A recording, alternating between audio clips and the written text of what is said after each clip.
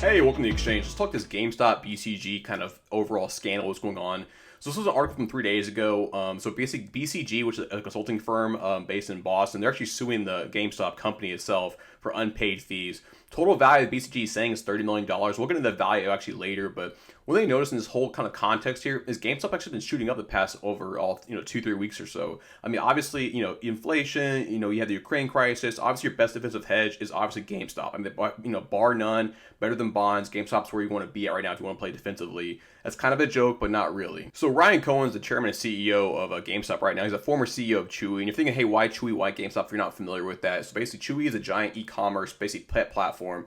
And GameStop's trying to go the e-commerce route, kind of omni-channel, digital route. So I mean, it makes sense having Ryan Cohen there. But he tweeted out yesterday afternoon, actually, basically saying that overpriced consultants at BCG are picking a fight with the wrong company. So he wants to have a fight, wants to have a social media fight out in kind of that battleground. So, I mean, what he's really saying basically is that, hey, the BCG fees, I mean, he's not saying they're wrong, they're basically like they're lying. He's saying, hey, they're egregious. They're so far above and beyond, pre kind of meme stock, kind of GameStop, that he's not willing to pay them because they've had so much internal turnover in the actual corporate leadership where he's like, hey, this is the old company. I did not agree with this. I did not agree with the direction of this. Also, the comp schedule and everything else too. But I mean, it's getting kind of crazy right now. Look at Twitter right now. I mean, people are going through and kind of finding these BCG Citadel links, BCG kind of like these hedge fund links of like all these various people against BCG. So here's a list like from the Citadel Securities of who worked at BCG, kind of like out to get the GameStop kind of meme stock kind of overall vibe we have, just like we had in January 2021.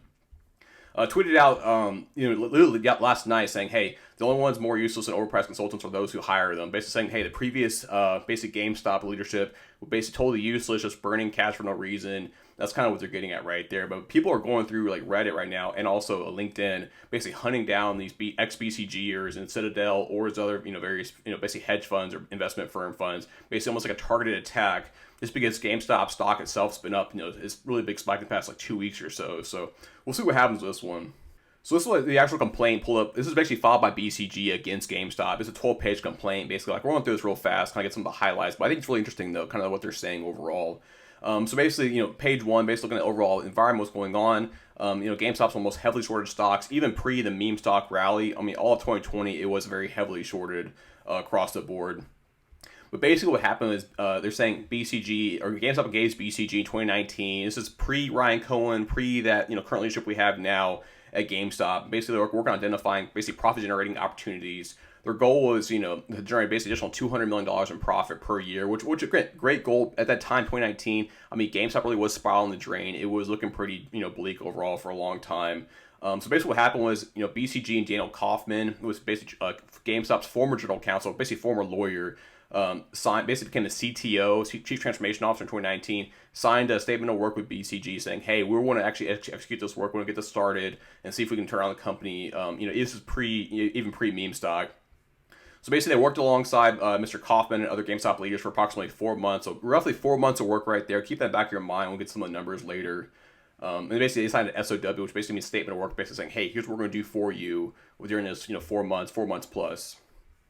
But the interesting part here, this is from number 9. The statement of work provided BCG would be compensated on the greater of a fixed fee or a variable fee. So basically, the fixed fee I think was $3 million. The variable fee was uncapped. So the variable fee obviously is a long-term play if they actually are successful turn around GameStop.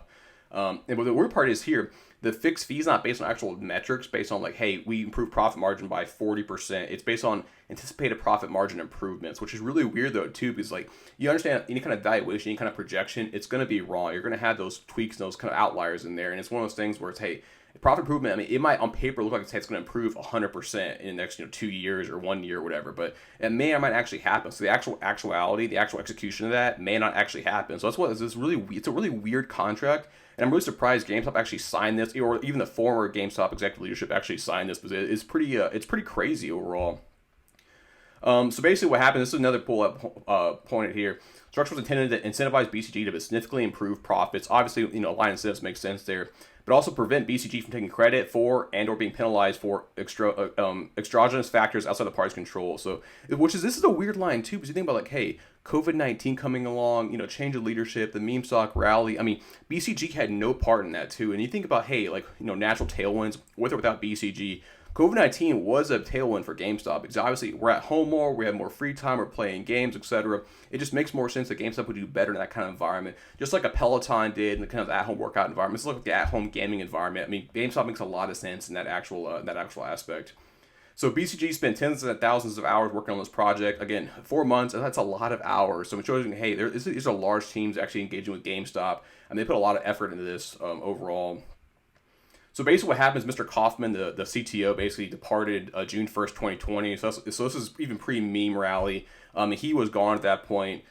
Jim Bell, basically GameStop's then, or now former CFO, basically Chief Financial Officer, came in. He actually departed too, but he basically said, hey, I'm not touching this. This is a bad contract. I don't agree with it. Which, I mean, it's weird though too, because as a CFO, he's still in the contract, like as a company itself, but he's refusing to actually engage with it.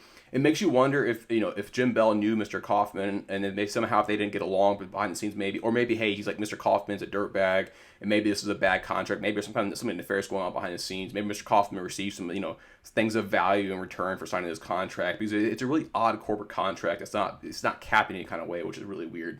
So basically, at the end of the day, what's going on is BCG owes GameStop owes BCG approximately $30 million in unpaid fees.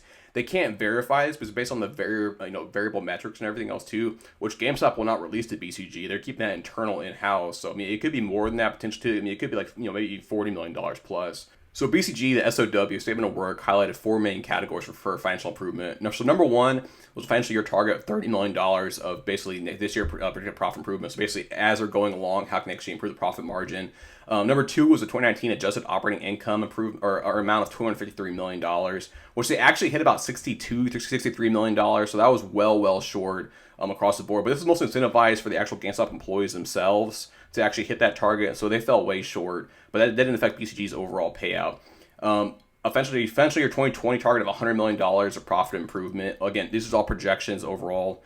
A going run forward rate target of $200 million. So basically, as these changes are made, hey, 2020 to like beyond, they're gonna have $100 million or $200 million basically, set in, profit margin or profit improvement overall. These are from the SOW. I'm assuming these are 10 main points, what kind of areas they're focusing on. And I mean, really focus on this one is look at quantitative factors. What can you actually measure versus qualitative? We can like put on a PowerPoint slide, and it might just be made up overall. So video game ecosystem, OEM, publisher partnerships. Again, this is like Sony, Microsoft. These are all your platforms like Xbox or PlayStation, etc. How can you get better deals, improve the margins there? Again, it makes sense. I mean, it's hard to measure the two at scale because it takes time because there's a supply chain there, etc. Org efficiency and effectiveness. This is kind of a qualitative kind of bullshit factor. It's not really one of those things where you think, hey, our org is like 40% more effective now. I mean, except for layoffs. If they want to do layoffs there, I mean, that obviously shows, hey, cost savings there too. Category performance improvement. This is actually probably the most quantitative factor you see there. Is looking at overall channel shifts and customer value props and costs overall. This is probably the best category for actually showing the actual true savings or profit improvements, which again is great if they can actually happen. Pre-owned electronic strategy. This is just showing, hey, pre-owned electronics, we take them at a lower price, we sell them for a higher price. Basically, that gap there is our profit. That's all that's saying. Indirect procurement basically is looking at suppliers and vendors. This is from everything from IT to operations, etc. How can they get better deals on some of the procurement strategies? Pricing. This is one of those things where, hey, if you increase pricing, if flexibility in the market, Barrel's pricing increases, can you actually increase profits that way? Maybe you're underpricing certain categories, or certain SKUs across the board.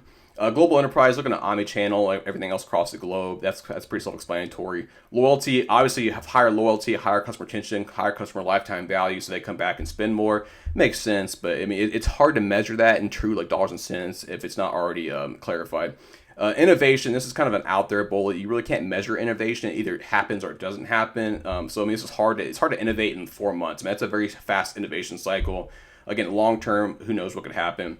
And omnichannel, obviously, in-store versus digital sales. I mean, it's hard to measure that too because you already have a certain split right there. And it's one of those things where you can't fix that in a matter of months. It takes time. It takes years potentially. That's where Ryan Cohen's at right now with GameStop, trying to get that digital shift, get that true omnichannel shift. And I mean, it's going to take time, but we'll see if he succeeds in that one. So basically, look at here is BCG fees were not capped on any profit improvement other than the video game ecosystem. So basically, there was no cap, which is pretty nuts. That's why the GameStop, this leadership here, I'm surprised they even signed this contract, because you're typically going to have, hey, an upper like best case scenario if it absolutely crushes it, they turn around the company, etc. It's going to be a $40 million cap or $15 million cap, but there's really no cap in this, which is it's pretty nuts honestly. And the BCG, I mean, they have a good point though too. I mean, it's not that BCG is wrong. It's that the way they went about it might be a little bit nefarious in some aspects, just because it's like, hey, they basically had them. It's a dying company. They basically were trying to like suck out the last bit of cash they had in the company. Obviously, they were not expecting the meme stock rally. Right now, GameStop's a pretty healthy company. Maybe not healthy in the long term, but at least cash-wise, debt loads. They're a very healthy balance sheet. After this meme stock rally we had in 2021. So basically looking at here is what happened was BCG was basically saying GameStop has to hold regular sessions, which all it means is almost like, hey, regular check-ins, look at proprietary data behind the scenes, and basically from there you basically get a thermometer reading of like, hey, how either above target, at target, below target they're actually at, and then from that you actually have your variable compensation fees coming in across the board, across those all various 10 categories or 4 categories. Which they're not producing that right now. Basically, VCG they can't. That's why they can't get a set target compensation amount, just because they don't know those numbers internally. Because GameStop will not release them. So basically saying, hey, GameStop's loyalty program is in steep decline. Membership base dropping 20% per year. BCG transformed the loyalty program, obviously reversing the trend. But obviously, remember too, we had COVID-19. That was a huge tailwind, a huge effect there too. So loyalty is naturally going to tick up just because you have natural like overall environmental factors with or without BCG in there. Now pre I would say like January, February 2020, and then obviously anything like fall, winter 2019, BCG might have had an effect there. That could have been a big uptick there. So that could be a very relevant talking point. Then the rest of the stuff is just legalese, signing it off, etc. But this is one of those things where it's BCG is not wrong. It's just the way they're going around it is maybe a little bit. It's risky social media wise, PR wise, public relations wise. I think GameStop's definitely going to pay BCG. Now, the $30 million target, it's probably compensated or basically negotiated down. If I had to guess, I would say BCG's actual costs here are probably about $7 to $12 million. If you're talking like, tens of thousands of hours, I'm talking there probably about, 30,000 hours at a minimum, and then probably from there, probably $105, $110 probably an hour, basically a weighted average rate of their actual consultants. Probably talking right there, from like anywhere from $4, $5, $6 million minimum. Really as high maybe as $15 million. So looking at this actual overall roadmap, I'm saying here the profit margin is probably about 70%. So if you're charging $30 million, it's probably about $12 million of actual true cost there, and about $18 million of profit potentially. I basically have really a high case scenario. Worst case, maybe labor costs are much higher. Maybe they're having like $15 million of cost. Maybe looking for $15 million of profit. But again, we'll see. We don't know the numbers behind the scenes for BCG or for GameStop. This will not make or break BCG or GameStop. This is one of those things where it's almost an internal spat between two different companies. But we'll see what happens. Hey, and then finally, if you're bored at all and want to look at some funny content, check out Superstonk. They're basically Wall Street bets just for GameStop. They're huge, like perma bulls.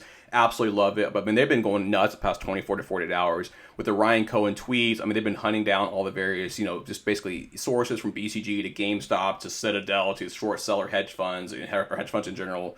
I'm not saying they're right or wrong, but it is pretty funny. Like, for example, they're actually diving into the Toys R Us deal with BCG, basically looking at how BCG is prying on some of these dying companies, which, again, some of these are turnaround stories, but some of these are spiraling the drain, which GameStop used to be 2019 timeframe, but now they're in a different spot. GameStop, they have runway to actually develop and change themselves with their cash flows and with the current low debt load. And be sure to hit the like button down below, subscribe to the channel, and that's the exchange.